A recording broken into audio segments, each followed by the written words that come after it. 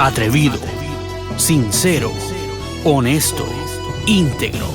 No se vende con nadie. Y ahora con ustedes el segmento caliente donde se combate la mentira con la verdad. El abogado y amante de las bienes raíces, el licenciado Alejandro Herriman.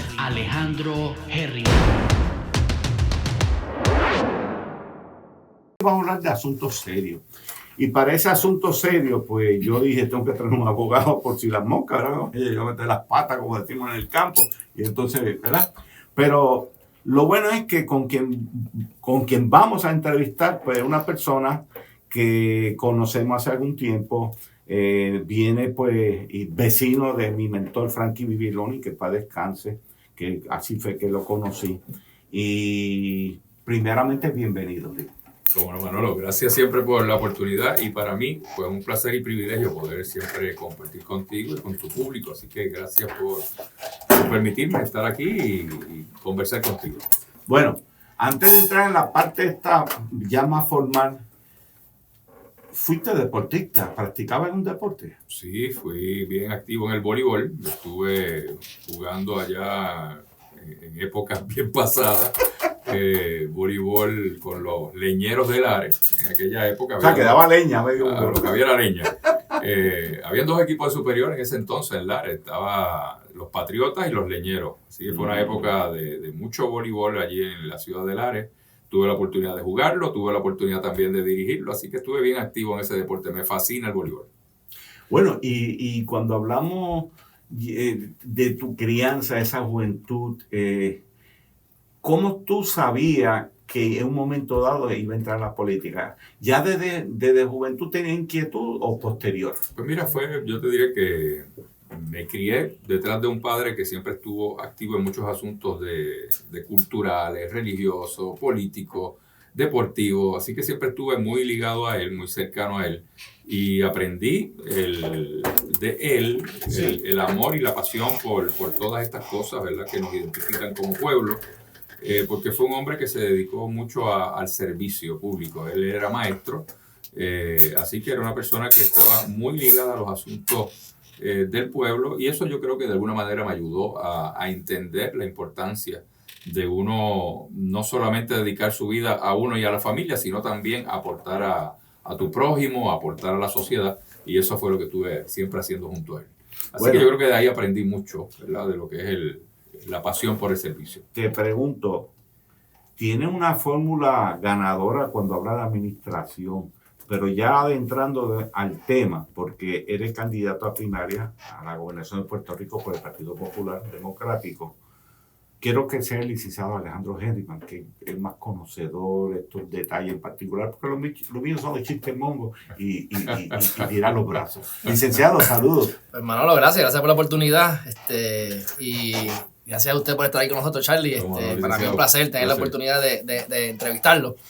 ¿Verdad? Vamos a empezar, ¿verdad?, con el trasfondo rapidito para ir al grano.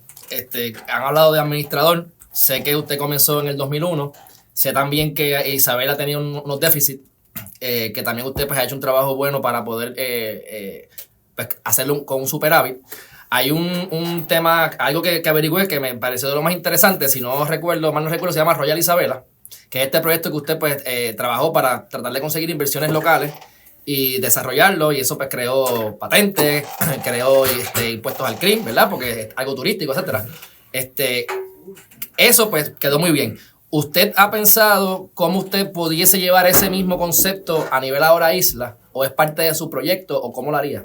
Pues fíjate, sí, la idea es que el gobierno vaya siendo sustituido por la empresa privada en términos del desarrollo empresarial en la isla. Yo creo que es importante que, como ocurre en la inmensa mayoría de los países, el motor de las economías tiene que ser la empresa privada, no puede seguir siendo el gobierno. Es lo que nosotros hemos hecho por los pasados 60, 70 años, que el motor de la economía había sido el gobierno de Puerto Rico. Sí, como descentralizarlo. Claro, esa es una de las propuestas, ¿verdad? También yo creo que el modelo que tenemos de gobierno es uno demasiado centralizado, y creo que hay que comenzar a regionalizar y municipalizar muchos de esos servicios sin necesidad de despedir un solo empleado público.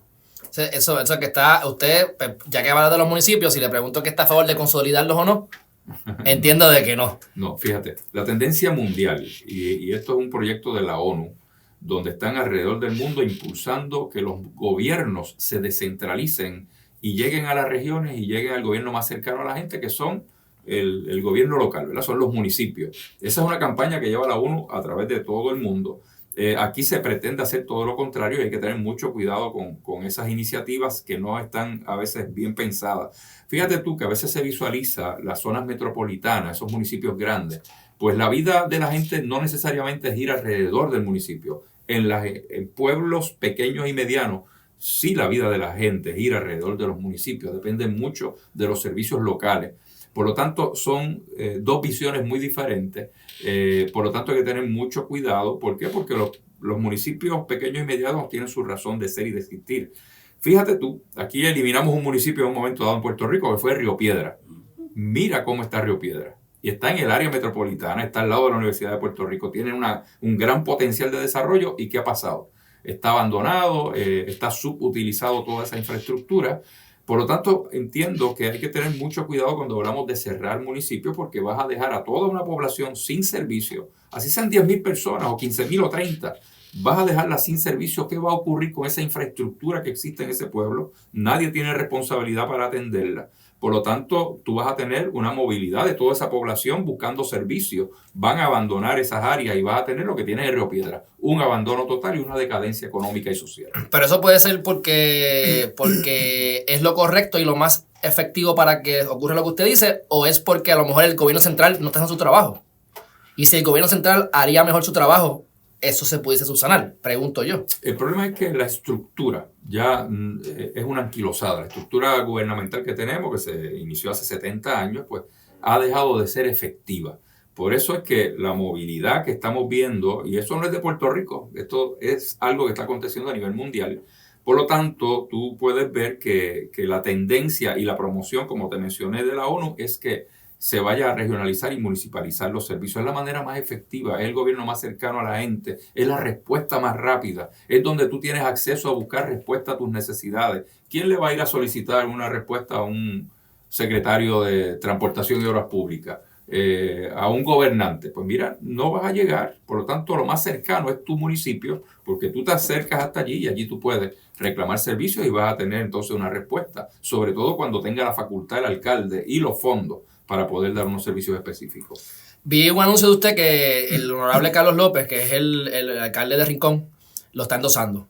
Dentro de su anuncio, él habla de que usted es el gran administrador y el administrador es lo que necesitamos. Casualmente, él es lo primero que dice antes de la entrevista, que usted es buen administrador. Esto es algo bien, ¿verdad?, subjetivo y es algo bien personal. Pero administrador, a mi juicio, lo debe ser un alcalde. Pero no necesariamente lo que necesita, la habilidad que necesita un gobernante, necesariamente es un administrador, porque se supone que tengas administradores más abajo que usted haciéndolo.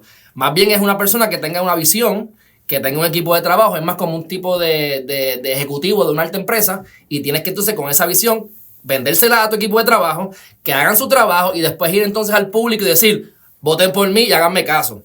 Que no necesariamente eso lo hace un administrador, y por eso muchas veces vemos personas en las agencias que son los mejores empleados en las agencias, los ponen de jefe y son desastres.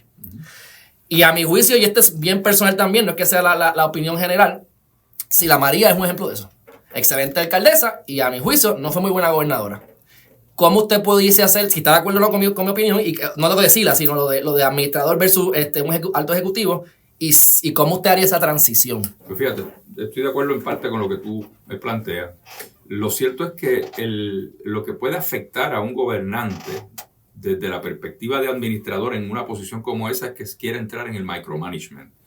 Tú no puedes entrar en el detalle de la administración. Como bien tú señalas, tú vas a establecer tu política pública. Tú vas a buscar la gente que va a ejecutar esa política pública. Tú vas a cuidar y velar porque esa política pública que tú quieres implementar se cumpla. Pero no te puedes meter en el detalle de cada agencia, y ya ahí es que estaríamos entrando entonces en esa gerencia minúscula, pues entonces estarías desvirtuando lo que debe ser el foco del gobernante, que es mirar que sus propuestas, sus ideas estén fluyendo y llegando. Tú pones una persona para que administre eso, pero te tiene que responder y tener resultados sobre la política que se quiere implementar. Así que Macro y micro. Exacto, yo creo que es más bien la visión del país y tú implementar esa visión y lograr que esos objetivos se materialicen a través de tu gerencia y de la gente que tú has delegado esa responsabilidad. Okay. Como parte de su mensaje, está utilizando mucho lo que es el tema de la mujer. En contra del aborto, si mal no recuerdo, a favor de que se aumente el tiempo de maternidad, a favor de que haya más equidad y sobre lo de la violencia de género o violencia machista, como le dicen, cualquiera sea la correcta. Yo lo que veo mucho en el gobierno es que he visto personas que vienen a candidatos para la legislatura que voy a aprobar esta ley, esto es lo que yo aprobé o voy a aprobar, pero el problema es que ya esa ley está contemplada de otra manera. Lo que pasa es que no están ejecutándola. Dice que vas a adiestrar a los policías y que vas a mejorar esa situación cuando, por ejemplo, con ciencia forense, ¿verdad? Pues entonces tenemos varios problemas que yo veo ahí. Número uno, a la policía la adiestran ya. La adiestren bien o la adiestren mal, o ellos sean capaces o incapaces, esos son otros 20 pesos, pero se supone que se adiestre de cierta manera. Dentro de la policía hay un montón de personas que son víctimas de violencia de género y doméstica. Incluso la agencia hace barbaridades porque les quitan las armas y eso es un desastre. Eso es parte de toda la sociedad. Exacto. Entonces, usted está hablando de que quiere mejorar esto, pero me gustaría si tiene algo más concreto que se pueda decir sobre cómo ejecutarlo, porque a mi juicio, por ejemplo, yo soy hombre y a mí me dan un puño mi esposa y yo se supone que tenga el mismo trato que la mujer. Y si es una mujer, se supone que tenga el mismo trato. Ya para mí eso está contemplado. Lo que pasa es que si te enfocas en lo que es... Porque yo estoy de acuerdo con lo que dijo de Wanda. Estoy de acuerdo, o sea, desastroso.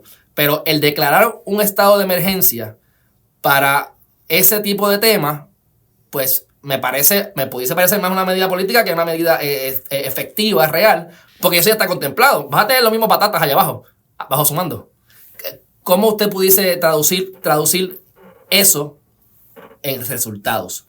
Y digo batata y perdóname que sé que puse esa cara, discúlpame, hay batata. Hay gente buena.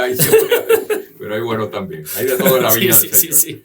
Pero fíjate, sí, yo creo que en la gerencia, ¿verdad? Si entiendo bien la pregunta que me quieres hacer o la argumentación que estás haciendo, pues yo entiendo que es importante escoger las mejores personas para tú poder ejecutar, ¿verdad? Y eso es clave. Si tú no haces una selección de personas que sepan ejecutar, que sean expertos en el tema que vas a atender, pues obviamente no vas a tener un resultado. Y ahí es que entran las batatas políticas, ¿verdad? Porque como puso Paquines, pues déjame ponerlo a dirigir tal cosa. Oye, y eso ha ocurrido en el gobierno.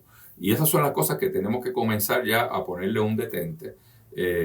Yo creo que es importante que las personas que vayan a ejecutar políticas públicas tienen que ser personas que tengan la capacidad educativa, la capacidad y experiencia para poder ejecutarla. Y eso es lo que tiene que prevalecer en términos de lograr, ¿verdad? Un objetivo de desarrollo en cualquier aspecto que queramos implementar en el gobierno. Así que en ese sentido yo creo que reclutar el mejor personal es vital. El asunto que me traías ahorita también sobre el asunto de género y todo este tipo de cosas, pues mira, son temas polarizantes, son temas sensitivos, son temas que lo que tú digas puede ser agarrado con pinza y llevarlo al extremo ¿verdad? de uno de los dos bandos, de los conservadores y los más liberales. Yo en esto entiendo que el mundo no es blanco y negro, el mundo es a colores. Y como se hablaba aquí ahorita, hay que buscar el balance de las cosas. Y en ese sentido, el aborto de la mujer, yo creo en el aborto de la mujer, ¿verdad? Tiene derecho. De hecho, ya está aprobado por el Tribunal Supremo de los Estados Unidos y punto. Ese derecho está ahí. Lo importante en todo esto es que en ese derecho que tiene la mujer y que lo pueda ejecutar cuando ella así lo entienda, de igual manera el gobierno tiene una responsabilidad que fue lo delegado por el Tribunal Supremo a las jurisdicciones, a los estados y a los territorios, es que establezcan las reglas de juego para que esos procesos de aborto se den dentro de un marco de legalidad y de salubridad pública y de seguridad para la mujer. Y ahí es que yo expreso que es importante también, y es parte de lo que es la ley ahora que se está aprobando, de cuando ese feto nacirus, creo que se llama, pueda tener los derechos a la vida. O sea, si ya hay que antes de que sea declarado vivo. Antes exacto. Eso no era la vida cuando nace. Ya hay un corazoncito latiendo. ya adquiere unos derechos legales. O sea, no son éticos y morales solamente, son legales también, porque ya hay una vida. Y eso es lo que hay que establecer, y ese fue mi punto cuando hablé de esto, y se formó un lío como que yo era más machista de los machos, ¿sabes? Nada que ver. Lo que pasa es que creo en el balance de estos temas y la discusión amplia, honesta y sosegada. Pero aquí uno ve que a veces hay unos sectores que se van al extremo, se atrincheran cada uno en su lugar y no quieren dar paso al diálogo y al consenso. Y yo creo que eso es lo que hay que buscar en temas tan sensitivos como estos. Okay. Uno de los problemas que yo veo que tienen los PNPs en la parte filosófica es la parte de que cuando Estados Unidos dice A, ellos dicen y no a grosso modo, no necesariamente los confrontan. A veces tenemos situaciones y soluciones en nuestro país, pero no lo hacemos porque aunque se nos permita legalmente, pues como los estados no se pueden hacer, pues yo no lo hago. Entonces, dado ese trasfondo, yo le pregunto, porque usted va a tener aquí un tostón en la Junta y muchas otras situaciones, ¿usted está dispuesto a enfrentarse al presidente o la presidenta y a quien sea de la Junta también, Estados Unidos en general? Mira, se están haciendo movimientos ya en el Congreso para hacer entender a los congresistas la realidad de Puerto Rico. Hay mucha desinformación en el Congreso, mucho desconocimiento de congresistas sobre Puerto Rico y la relación con los Estados Unidos. ¿Por qué? Porque recuerda que allí se eligen congresistas cada 2 años. Hay un turnover de funcionarios, ¿verdad?, de congresistas electos que entran nuevos. Que no saben ni que Puerto Rico existe. Y no saben ni dónde queda Puerto Rico. Esa es una realidad. Realidad que yo la he vivido allí, que a veces me han preguntado un congresista o su staffer cuánto tiempo estuve en la carretera para llegar allí, cuántas horas. O si viene en avión, si viene en carro. O sea, hay un gran desconocimiento sobre Puerto Rico. Grijalva, que ahora está presidiendo la comisión que tiene que ver con Puerto Rico de asuntos de recursos naturales, está comenzando con un proceso para que los congresistas puedan comenzar a entender mejor la relación de Puerto Rico con los Estados Unidos. Y leí ayer que estaba dispuesto a presentar un proyecto de libre determinación para Puerto Rico, que podría ir, como lo está impulsando Nidia Velázquez en el Congreso, que sea un proyecto legislativo que incluya a todos los sectores ideológicos del país. Grijalva está hablando de que si se va a llevar a cabo un proceso legislativo avalado por el Congreso, sea uno vinculante y que a la misma vez sea no territorial y no colonial, dentro de las opciones internacionales que existen. Eso está ocurriendo ahora mismo en el Congreso, o comienza a ocurrir. Y qué bueno, porque precisamente necesitamos nosotros entender realidades del Congreso y el Congreso sobre todo entender nuestras realidades. Ley promesa, pues mira, hay que batallar contra ella. O sea, eso es antidemocrático. Esto es una imposición del gobierno norteamericano a Puerto Rico. Legalmente, el problema es que tienen la facultad para hacerlo. Si estamos bajo la cláusula territorial, que lo estamos, pues la cláusula territorial de la Constitución de Estados Unidos dice claramente que el Congreso tiene poderes soberanos y poderes plenarios sobre sus territorios. ¿Qué implica eso? Pues implica que pueden hacer lo que les dé la gana con el país, inclusive venderlo, regalarlo. Esa es una realidad. Sí, pero hay uno de los problemas que yo veo con ellos es que si el Congreso lo hace, pero se supone que lo apruebe, ¿verdad? Que sea el Ejecutivo. Aquí yo creo que hay también un problema de nombramiento. Pero tenemos una deuda, vamos a decir que es $72 mil millones, $72 billones. Me está diciendo que está en contra de la ley promesa. O que hay que batallarla. Pregunto, ¿Puerto Rico puede pagar 72 billones? Y si no lo puede pagar, ¿qué medidas se pueden utilizar para, sin promesa, poder salir adelante? Mira, sin duda alguna, sin promesa no hay manera. ¿Por qué? Porque no tenemos ley que nos proteja. Ni tenemos la ley federal, ni permitieron que aprobáramos una ley local. Recuerda que el cuatrienio pasado se intentó aprobar una ley y el Congreso dijo, deténganse, eso es terreno ocupado, nosotros somos los que tenemos esa facultad, pero no nos llevaron a la ley de quiebra federal, no nos llevaron al código de quiebra, no. Crearon la ley promesa exclusivamente para Puerto Rico. Y ese es el gran disloque, porque nos imponen a 7 personas que no son electos por el pueblo de Puerto Rico, pero deciden por encima de los pagamos nosotros. Y para colmo lo pagamos. Esas son las cosas que yo veo que son inconstitucionales, pero bueno. Exacto. Y por lo tanto, algo como esto, que muy bien usted dice, licenciado, sí, esto ha sido cuestionado legalmente, ¿verdad? La facultad que tiene la Junta legal, no solamente por los nombramientos que se hicieron, la manera en que se hicieron los nombramientos de esas 7 personas, es si la ley misma es inconstitucional o no, pero entendiendo lo que es el código de bajo la cláusula territorial, pues tiene la facultad del Congreso. Por lo menos preliminarmente eso es lo que uno podría analizar y deducir. Lo cierto es que hay que dar una batalla por este asunto de la ley promesa y lo que implica la Junta para el país, porque sin duda alguna la deuda se está negociando, pero las negociaciones no necesariamente son las mejores para Puerto Rico, sobre todo cuando los acuerdos que se están haciendo implican que podríamos llegar a un pago anual de $1.500 millones y la economía y la realidad fiscal del país es imposible. Y no lo digo yo, lo han dicho economistas reconocidísimos del mundo que dicen, oye, en 5 años o menos vamos a estar en quiebra otra vez porque es insostenible para Puerto Rico, bajo el marco que tenemos, el que se pueda lograr un pago de esa naturaleza de 1.500 millones anuales. Yo creo que en esto pues hay que darle un giro donde el país pueda tener un plan de desarrollo económico. De hecho, la ley promesa obliga a estas 7 personas a preparar un plan de desarrollo económico para Puerto Rico. No lo han hecho. Yo le pregunté, llevan ya casi 4 años aquí, no lo han hecho. Yo le pregunté directamente a Natalie Yaresco por eso, y la contestación fue que no lo tenían contemplado por ahora. Entonces, mi contestación es, o sea, ustedes van a seguir exprimiendo una China que ya no da jugo, que somos todos nosotros, que se nos siguen imponiendo cargas, que no hay empleo, que la juventud se tiene que ir del país porque no hay trabajo, y tenemos una economía en decadencia. Entonces pretende que se pague una deuda con una economía que va en picada, porque no es que estemos estancados, que sigue en picada, sigue en caída, apenas nos quedan 3 bancos en el país, no hay nuevos empleos generándose, y se nos sigue yendo la gente. Pues esa realidad económica, esa realidad fiscal, esa realidad social, sin duda alguna, no va a permitir que Puerto Rico sea viable económicamente. Por lo tanto, se necesita unas transacciones que sean mucho más favorables al pueblo de Puerto Rico. Me quedan 2 preguntas. ¿Nos vamos a comercial o las hago?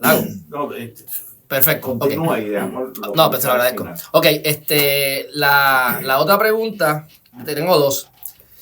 Pero la primera es, ¿por qué yo voy a votar por usted y no voy a votar por Batia o voy a votar por Pierluisi o Wanda Vázquez? Por 2 razones principales. En primer lugar, yo entiendo que el país necesita un administrador, alguien no político y más de los mismos políticos de siempre, que ya por años han legislado por el país, han tenido oportunidad de administrar y hay que ver el resultado de esas administraciones y hay que ver el resultado de esos ejercicios legislativos que se han hecho y cuáles son las leyes que se han propuesto y cómo han afectado al pueblo de Puerto Rico. Esa trayectoria es la que tiene que mirar el país sobre cada uno de nosotros dentro del Partido Popular. Mi trayectoria está ahí. El resultado de un municipio en déficit de $7.5 millones, más 5 millones de deudas estatutarias, o sea, $12.5 millones.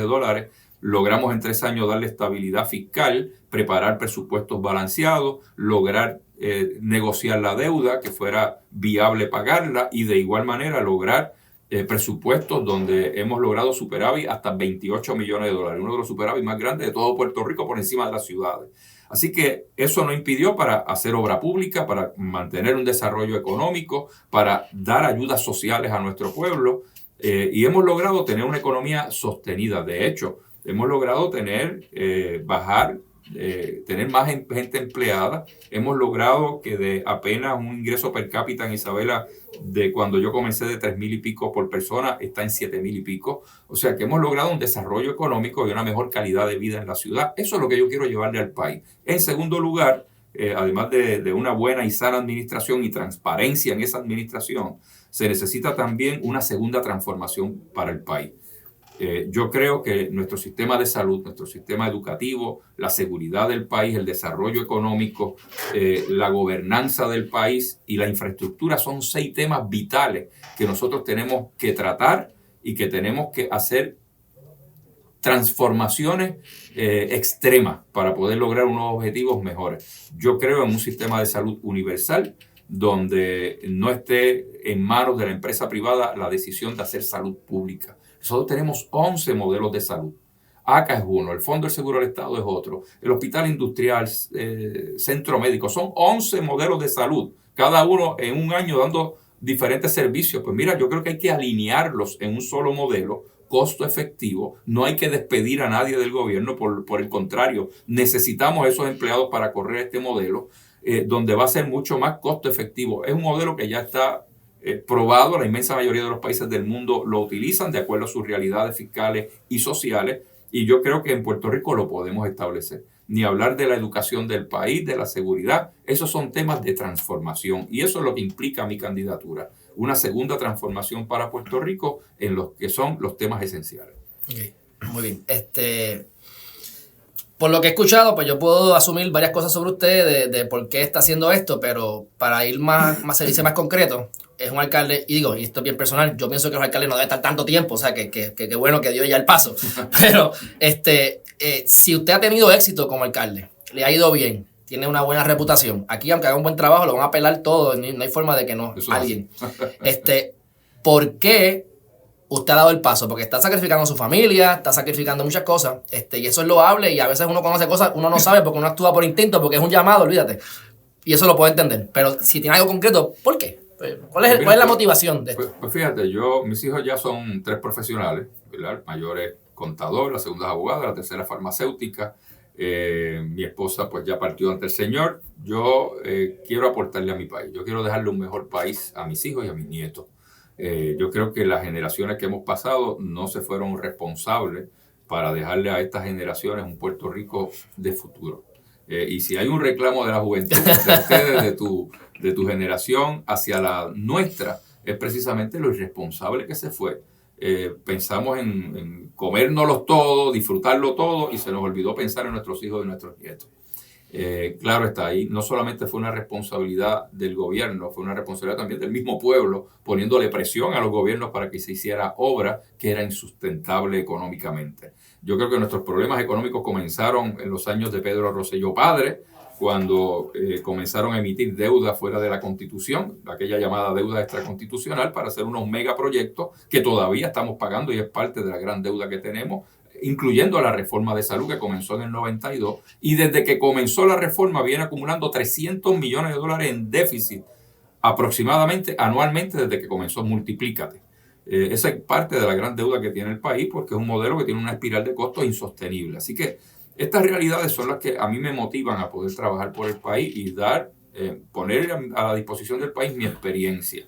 El gobierno no lo hace uno solo. Yo quiero rodearme y me estoy rodeando y buscando las mejores mentes del país para que podamos hacer gobierno. Gente que posiblemente está muy bien en sus empresas privadas, pero que creo que son gente que también necesitamos traerlos al gobierno para que aporten. A ganarse la mitad. A ganarse la mitad, pero que le aporten al país. Y esos son sacrificios y hay gente dispuesta a hacerlo. Esa es una realidad. Lo que no podemos hacer es lo que está haciendo este gobierno de Ricardo Rosselló y de Wanda Vázquez, que es pagarle millonadas de dinero a unos funcionarios que se supone vinieran a servirle al país y no a lucrarse. No, y las mentiras a tutiplén. Pues ya, Manolo, ya creo que, podemos seguir, pero por cuestión de tiempo, aquí podemos estar una hora.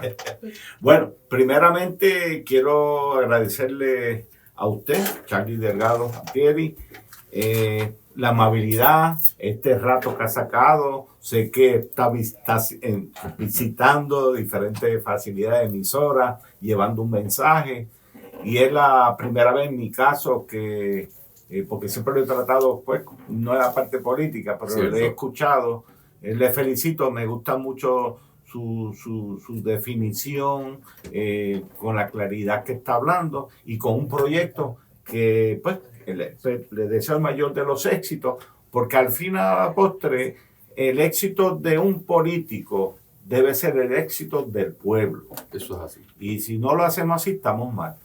Fíjate, Manuel, sí, perdóname, porque sí. hacer una observación de algo que el licenciado trajo que es bien interesante, Sí. y no quisiera despacharlo tan rápido. El asunto de la continuidad de un funcionario electo, ¿verdad? Hay que tener cuidado con esto, limitar términos. Yo creo que hay que limitar términos, pero tampoco puede ser de 2 términos y ya, porque falta la continuidad. Si uno ha visto muchos municipios que tienen alcalde a veces de 20 años o hasta más, tú ves que hay continuidad en los trabajos y en el desarrollo económico y social. Si tú cortas eso con otra administración, posiblemente tengas cambios radicales y detengas ese desarrollo, comienzan los cambios, a desechar entonces cosas iniciadas, y eso comienza a dar un ortilloco, que es lo que le ha pasado al país, ¿verdad? Hemos tenido cambios de gobierno de hace más de 20 años. hemos estado cambiando y cambiando de gobierno y no hay una política pública que se pueda establecer para Puerto Rico. Pues ya que dijo eso rapidito, pues yo estoy de acuerdo con lo que dijo de Rosselló en cuanto a la reforma, pero en cuanto a los grandes proyectos, muchas veces también, en parte, ese es el problema. Llegaban los populares y no le quieren dar seguimiento al anterior. O sea, que digamos, pero en el caso de Rosselló específicamente. O sea, que sí, ese es un problema que es a grandes rasgos y que hay que trabajarlo, pero también he visto muchos alcaldes que empiezan muy bien y de repente con los años, no sé si que se ponen más seniles o cogen mucha confianza y entonces terminan metiéndose en problemas con muchos años de experiencia y por eso es que yo, pues por eso es que lo digo. Sí, pero tiene razón, hay tiene que razón. ponerle un término, tal vez 3 términos, 4 términos sea el máximo, pero es algo que merece atención y estudio. Bueno, Gracias. yo voy a pedirle... Vamos a necesitar como 1 hora más, Manolo. Sí, está No, bueno. mucho más. Pero de momento lo voy a comprometer a que haga el grito de guerra de este programa, que es Estoy Vivo, a la cuenta de 3. El licenciado, usted y la dama que aquí presente, nos vamos a pellizcar bien duro aquí, bien duro. Entonces, ¿por qué no es bien duro? A la cuenta de 3 vamos a decir, estamos vivos, pero mire, de dentro para afuera, De pulmón, como dicen en el campo, de pulmón. 1, 2 y 3. ¡Estamos vivos! Me atreví. Bye bye. Bye bye. Bye bye.